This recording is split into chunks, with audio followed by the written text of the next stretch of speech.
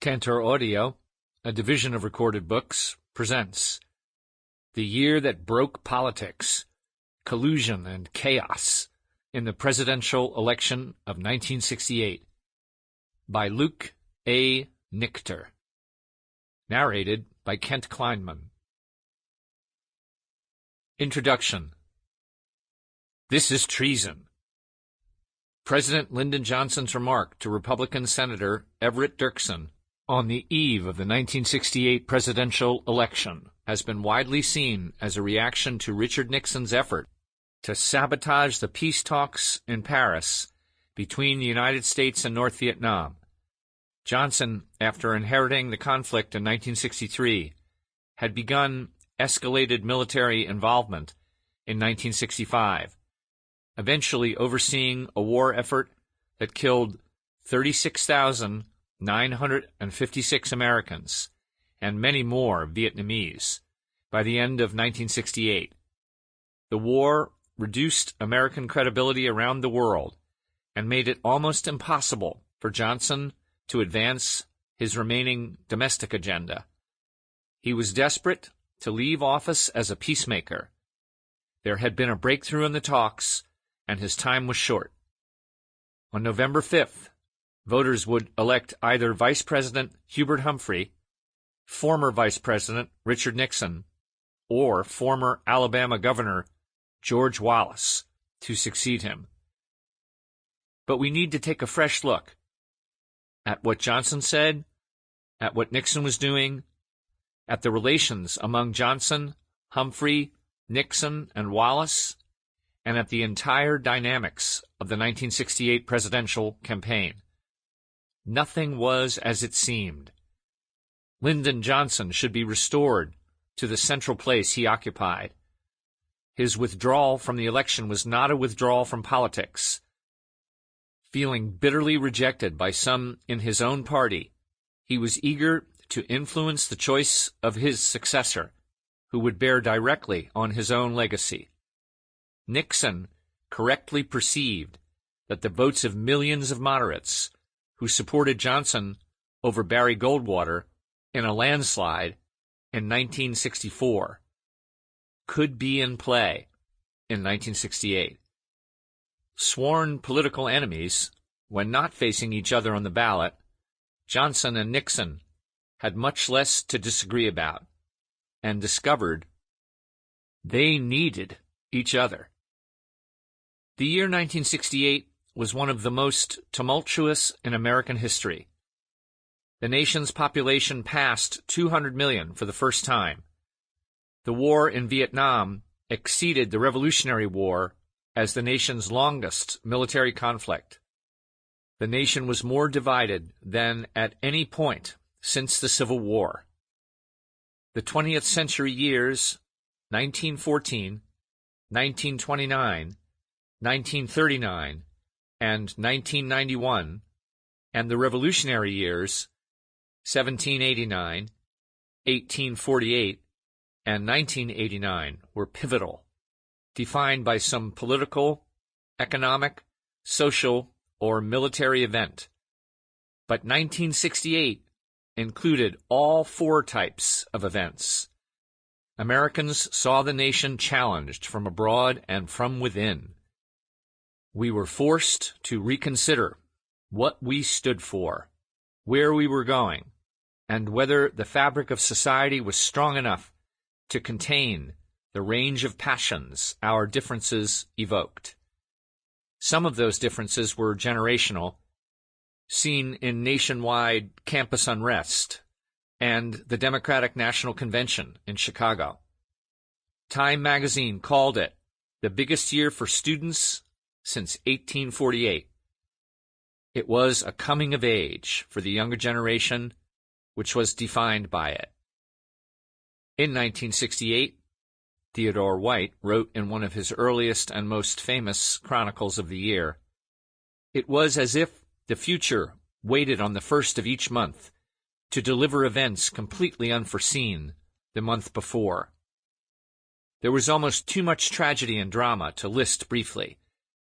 The capture by North Korea of the USS Pueblo, the Tet Offensive Senator Eugene McCarthy's stunning performance in the New Hampshire primary, Senator Robert Kennedy's late entry into the race, Johnson's withdrawal on March 31st, Dr. Martin Luther King Jr.'s assassination, Kennedy's assassination, Nixon's almost uncontested clinching of the Republican nomination in one of the greatest political comebacks in U.S. history, the Soviet invasion of Czechoslovakia, Humphrey's nomination at the culmination of a historically chaotic convention in Chicago, the inevitable break between Johnson and Humphrey in the fall, and Johnson's cliffhanger peace effort and bombing halt on the eve of the election.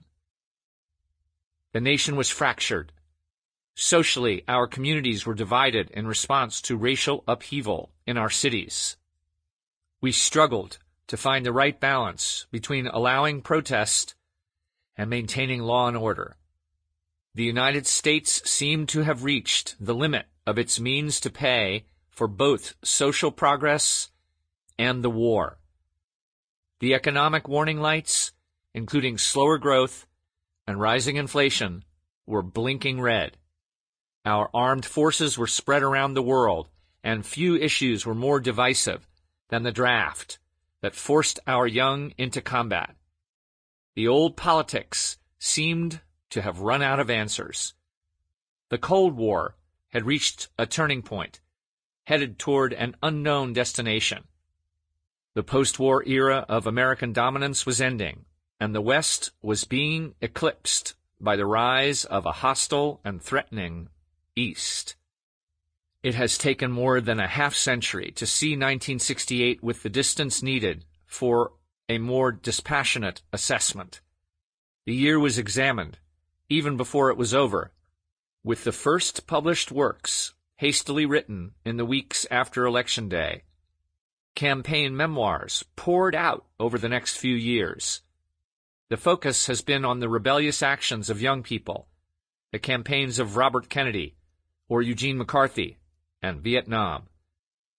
Few have considered the political history of the entire campaign.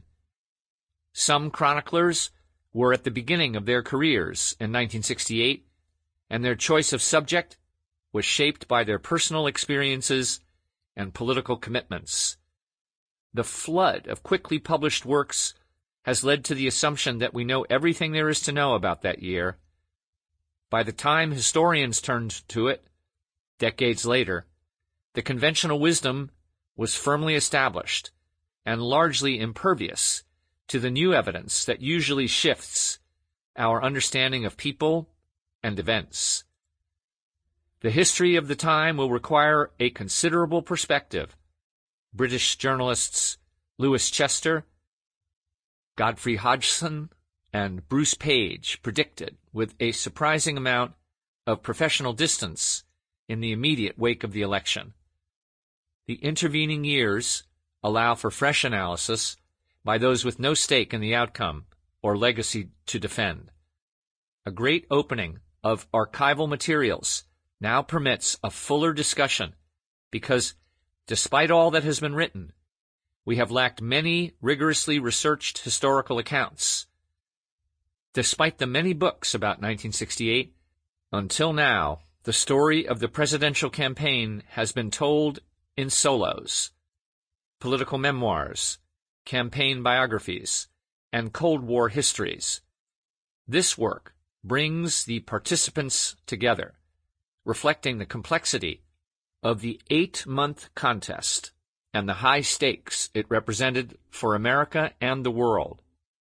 An overemphasis on the actions of Americans has subordinated events in Moscow, Paris, and Saigon that greatly influenced the election's outcome. This work attempts to rebalance the scales of history, taking a broad look while bringing in new voices and perspectives that have been overlooked. The Democratic consensus, found in many accounts, is that Nixon stole the 1968 election by committing treason and violating the Logan Act. The Republican consensus is that Johnson, by creating the illusion of a sudden change in the status of the war, made a last-minute effort to steal the election for Humphrey, which failed.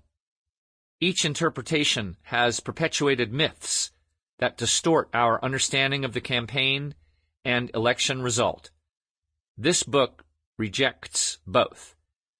Instead, it attempts to offer a better understanding of what motivated Johnson, who, while not on the ballot, remained very much politically alive, how Humphrey closed the gap and almost defeated Nixon, the true basis of Wallace's appeal, which involved much more than racist statements made years earlier, and what really motivated Americans to vote as they did. Part 1. Spring Optimism. Chapter 1. Johnson. When I took the oath as president in January 1965 to begin my first full term in office, I felt that it would be my last, Lyndon Johnson wrote in his memoirs. Yet he was tempted by the idea of throwing his hat into the ring for another term. His hero, Franklin D. Roosevelt, had said it was his firm intention to step down in 1940, but he ended up running anyway. Johnson waited as long as he could to make a decision, and his health played a bigger role than most people realized. He never acknowledged this during his lifetime. During his Senate days, he smoked 3 packs of cigarettes a day and drank like a fish. His heart attack on July 2nd, 1955, at the age of 46, was far more serious than recognized at the time. Throughout his presidency, he was in almost daily pain from angina and popped nitroglycerin tablets like jelly beans.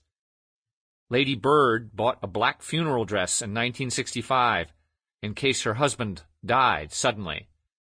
2 hospitalizations for surgery while I was in the White House had sharpened my apprehensions about my health, he wrote in his memoirs.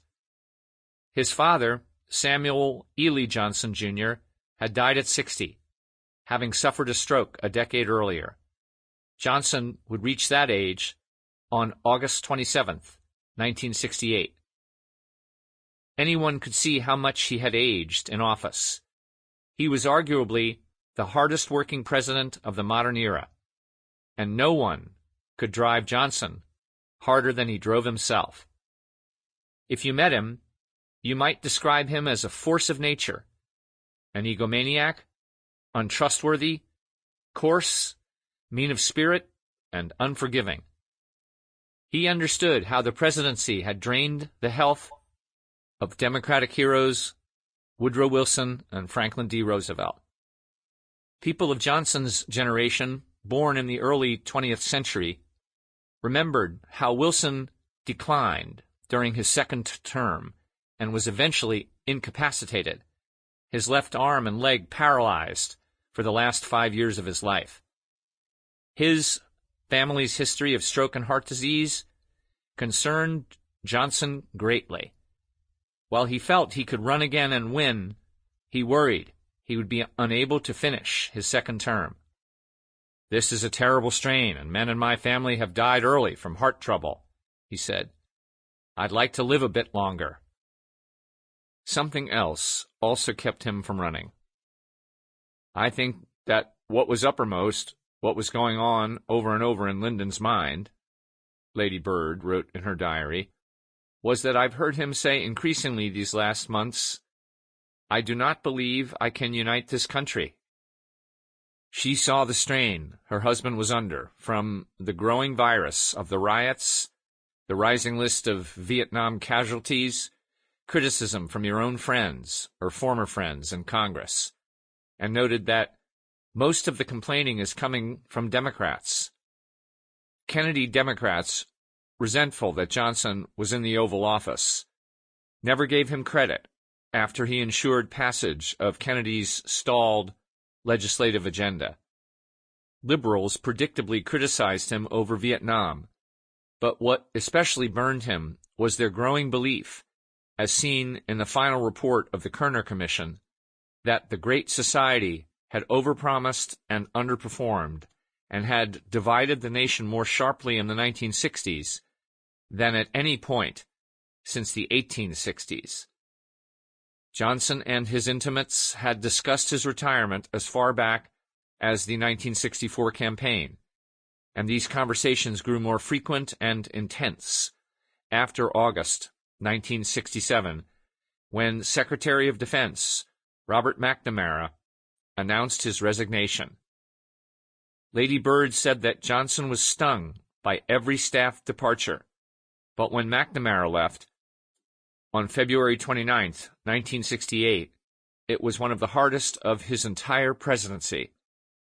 Johnson lost not just an anchor in his cabinet, but a confidant. The sense of loneliness and separation is deep, he told Texas Governor John Connally. Lyndon Baines Johnson arrived in Washington in 1931 at the age of 23 and never really left. He was born on August 27, 1908, in Stonewall, Texas, in Gillespie County.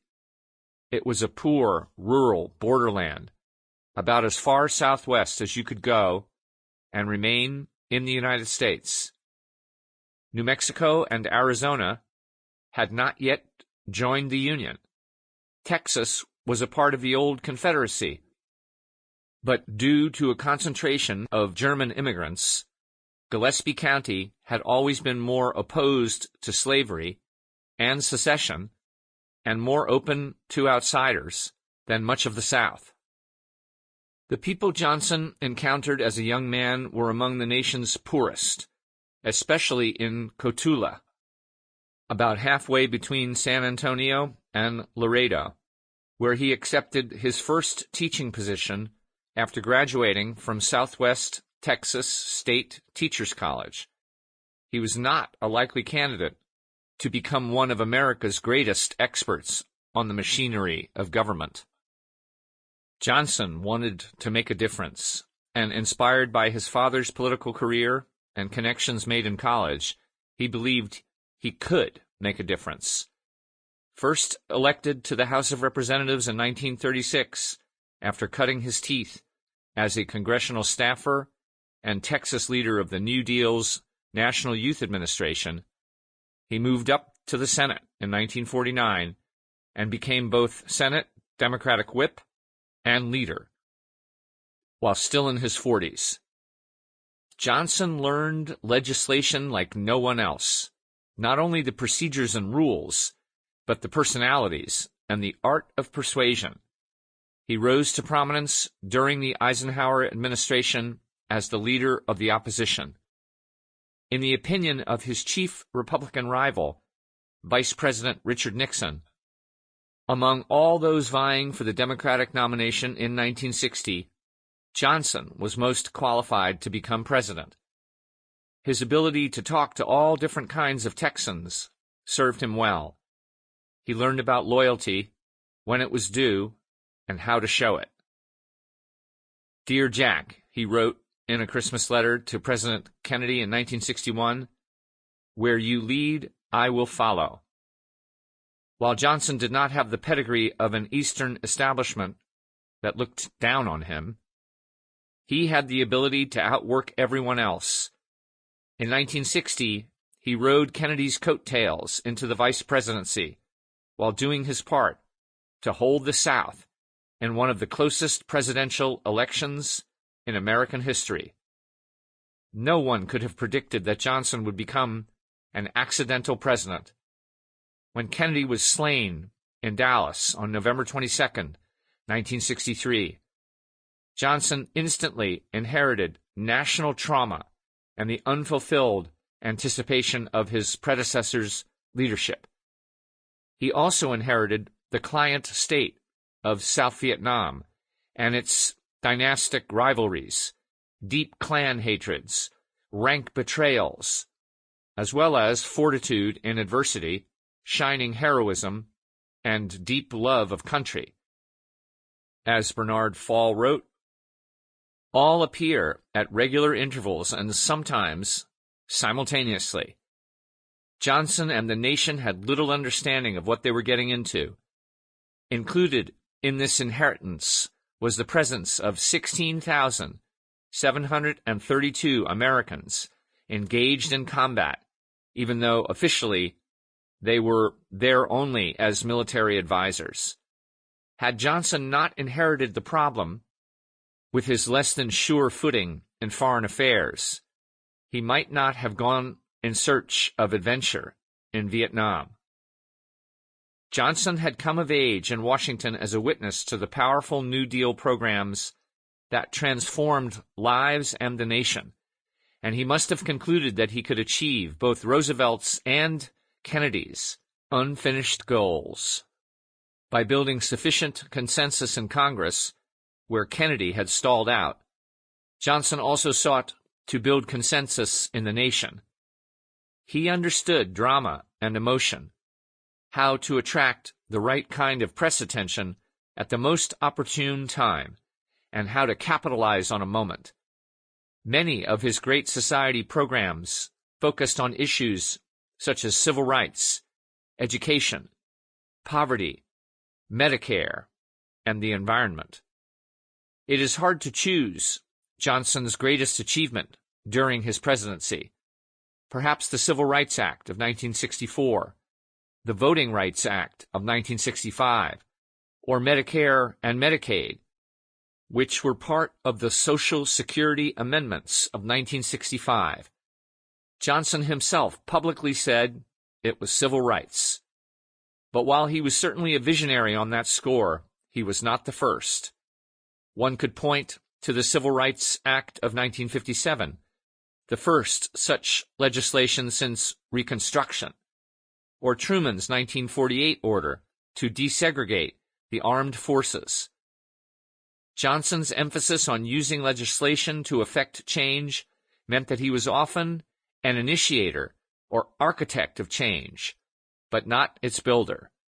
That took a collaborative effort, whether for civil rights or the Great Society more generally.